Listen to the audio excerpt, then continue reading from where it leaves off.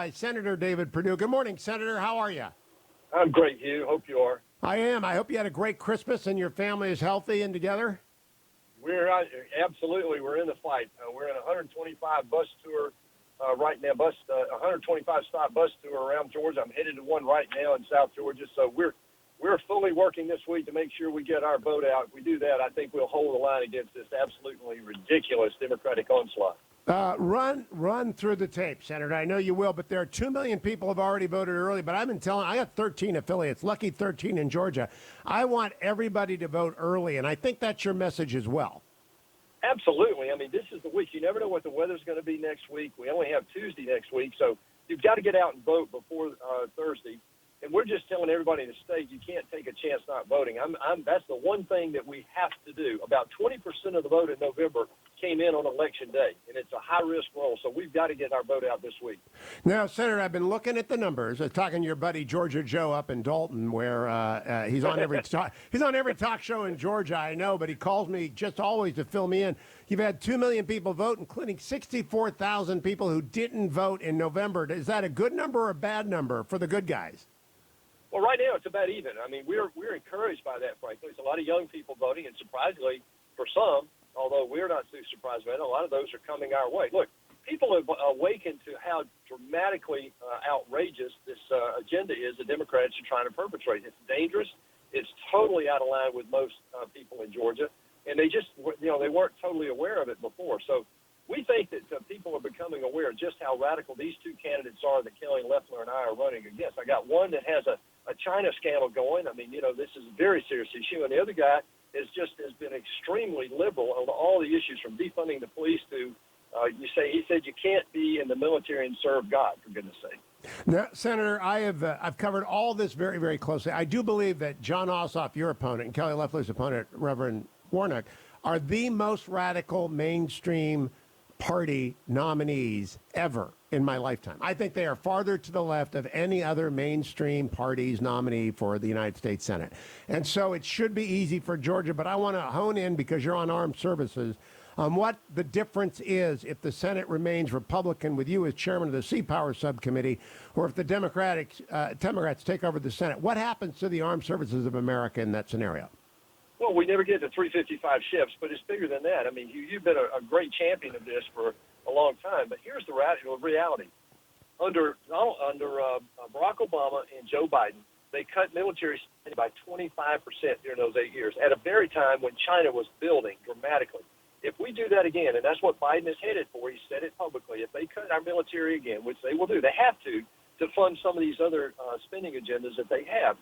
If they do that, China will surpass us within the next 5 to 8 years in terms of being the military juggernaut of the world. We cannot allow that to happen. We know what their agenda is. They're the number one threat to our peace and stability here in America, and that's what the Democrats will do. So this is the most draconian difference right there.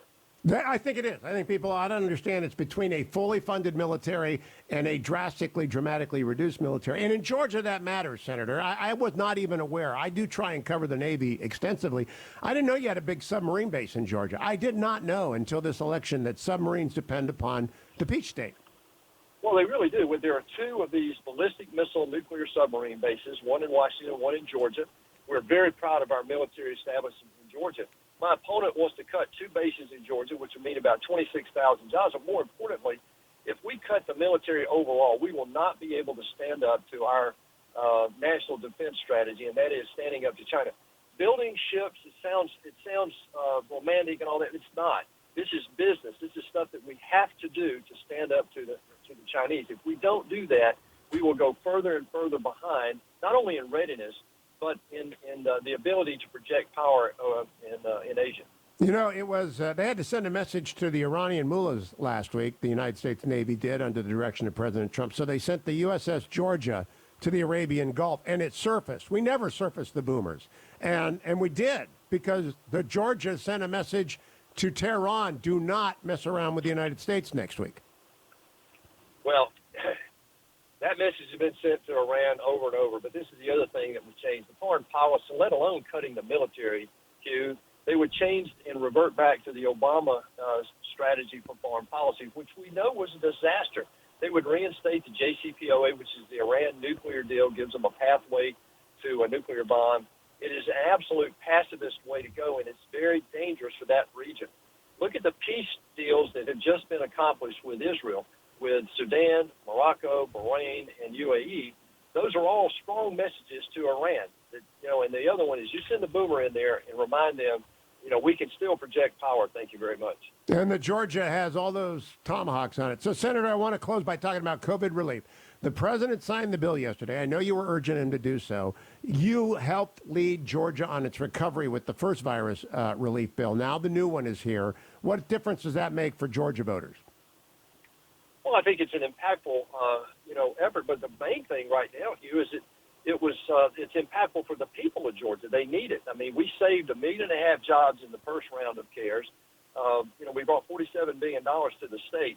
This furthers that, and it reprograms about $500 billion from the original CARES Act and redirects it to people who need it. Vaccines, schools, PPP, people who are really hurting in the state. So that's the real reason the president and I wanted to do this so dramatically. We would have done it months ago, except the Democrats have been obstructing.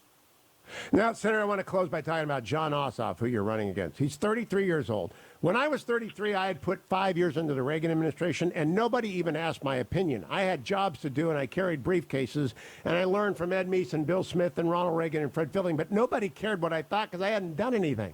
Honest to goodness, a 33-year-old empty suit with ties to the Chinese Communist Party, money funding him.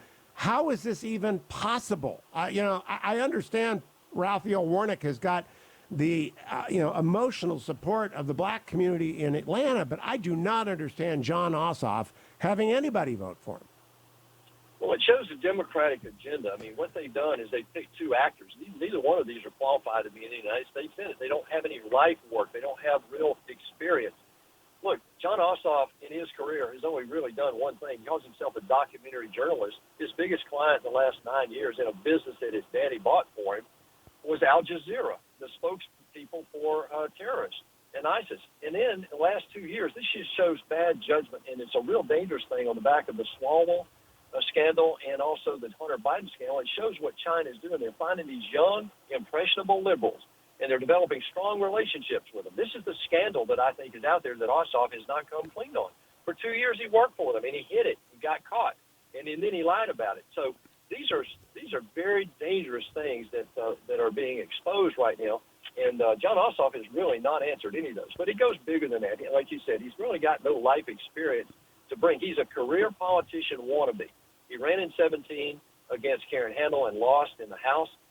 He's running now, and he's known as the incinerator. I mean, he's burned up a lot of money so far, I can tell you that. Well, let's close by reminding people, where do they find out where they can vote early, Senator Perdue? Because everybody who's listening, if you haven't voted, you're not doing your job. You've got to get out there and work as hard as Senator Perdue and Senator Loeffler are working. How do they find out where to go, Senator? The easiest place to go is to go to PerdueSenate.com. We've got full description in there about if you tell us where you live, we can tell you exactly where to vote, and it's automatic. So please get out and vote this week. It's not only a right, it's a responsibility, and honest to goodness, we're holding the line for the future of our country here in Georgia.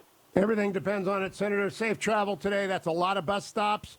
Stay strong, stay healthy, and say hello to everyone in the Perdue family. He's a great senator, America. And Georgia, if you're listening to me in Georgia, you have got two great senators. Senator Perdue has been in there for 6 years, Kelly Loeffler for 2.